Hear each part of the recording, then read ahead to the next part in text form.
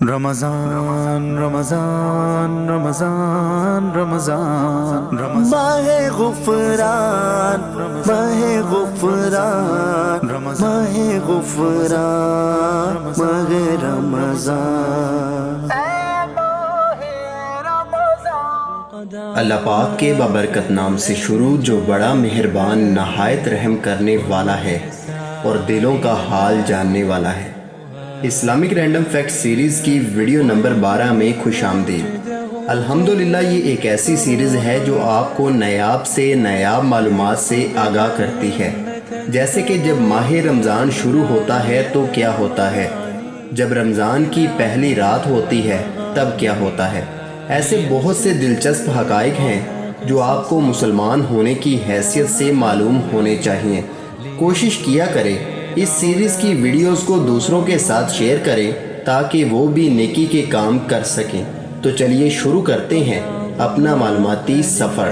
Number 1، 5 مہینوں کا چاند دیکھنا فرض کفایہ ہے۔ شعبان، رمضان، شوال، ذوالقعدہ اور ذی الحج کا۔ شعبان کا اس لیے کہ اگر رمضان کا چاند دیکھتے وقت ابر یا غبار ہو تو یہ 30 روزے پورے کر کے رمضان شروع کرے، اور رمضان کا چاند روزہ رکھنے کے لیے، اور شوال کا چاند روزہ ختم کرنے کے لیے، اور ذوالقعدہ کا ذی الحج کے لیے، اور ذی الحجہ کا بقر عید کے لیے۔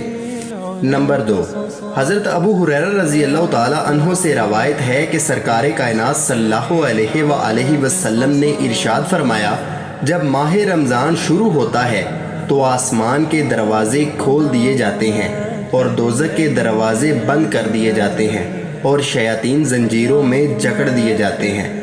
نمبر 3، حضرت علی رضی اللہ تعالی عنہ سے روایت ہے کہ رسول اللہ صلی اللہ علیہ وآلہ وسلم سے رمضان کی فضیلت و برکت کے بارے میں سوال کیا گیا تو آپ صلی اللہ علیہ وآلہ وسلم نے فرمایا، رمضان کی پہلی رات میں مومن بندہ اپنے گناہوں سے ایسا پاک ہو جاتا ہے جیسے آج ماں کے پیٹ سے پیدا ہوا ہے۔ نمبر 4، سرور عالم صلی اللہ علیہ وآلہ وسلم نے فرمایا، اللہ تعالیٰ کرام الکاتبین کو رمضان میں حکم دیتا ہے کہ امت محمدیہ کی نیکیاں لکھو اور بدیاں لکھنی چھوڑ دو۔ نمبر 5، تاجدار مدینہ صلی اللہ علیہ وآلہ وسلم نے فرمایا، اللہ تعالیٰ نے فرمایا کہ ابن آدم کے کل عمل اس کے لیے ہیں مگر روزہ صرف میرے لیے ہے اور میں خود ہی اس کا بدلہ دوں گا۔ نمبر 6، ایک روایت ہے کہ اللہ تعالیٰ رمضان میں عرش کے اٹھانے والے فرشتوں کو حکم دیتا ہے کہ اپنی اپنی عبادتیں چھوڑ کر روزہ داروں کی دعاؤں پر آمین کہو۔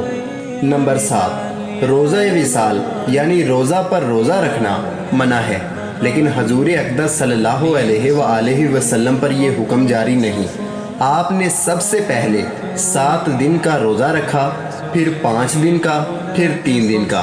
جب صحابہ کرام نے بھی ایسا روزہ رکھنا چاہا تو انہیں منع فرما دیا اور فرمایا، تم میں کون ہم جیسا ہے، ہمیں تو رب کھلاتا پلاتا ہے۔ نمبر 8، رسول اللہ صلی اللہ علیہ وآلہ وسلم نے فرمایا، جنت 4 طرح کے آدمیوں کی مشتاق ہے، قرآن مجید پڑھنے والوں کی، بیہودہ باتوں سے زبان روکنے والوں کی، بھوکوں کو کھانا کھلانے والوں کی، اور رمضان میں روزہ داروں کی۔ نمبر 9، حضرت داؤد طائی رضی اللہ تعالی عنہ کہتے ہیں کہ ایک بار مجھے رمضان کی پہلی رات میں نیند کا غلبہ ہوا، میں نے اپنے آپ کو جنت میں یاقوت اور موتیوں کی ایک نہر کے کنارے بیٹھا ہوا دیکھا، اور وہاں جنت کی حوریں نظر آئیں جن کے چہرے سورج سے زیادہ چمک رہے تھے۔ میں نے کہا، لا الہ الا اللہ محمد الرسول اللہ۔ اس کے جواب میں انہوں نے بھی کلمہ دہرایا اور کہا کہ ہم خدا کی تعریف کرنے والوں، روزہ داروں اور رمضان میں رکوع اور سجود کرنے والوں کے لیے ہیں۔ نمبر 10، روزہ نبوت کے 15ویں سال یعنی 10 شوال سن 2 ہجری میں فرض ہوا۔